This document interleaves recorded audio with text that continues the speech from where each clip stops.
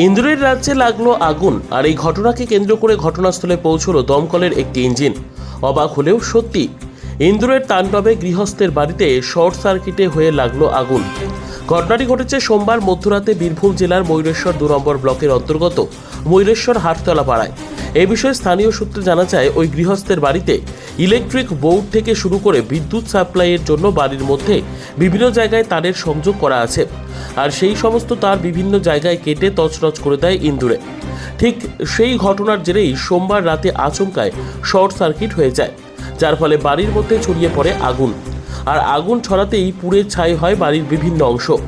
এ বিষয়ে অগ্নিসংযোগ হওয়া বাড়ির মালিক অর্থাৎ অশোক শর্মার পরিবারের কাছ থেকে জানতে পারা যায়, শর্ট সার্কিট হয়ে তার বাড়িতে থাকা কাঁসা পেতল সহ অগ্নিসংযোগ হয়েছে বিভিন্ন বাসনপত্রে।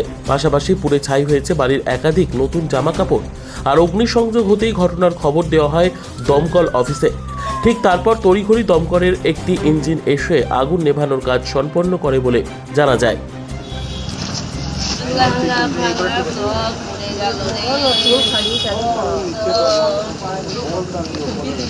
কেসটা লাইট দিয়ে দেখেন, আর চলে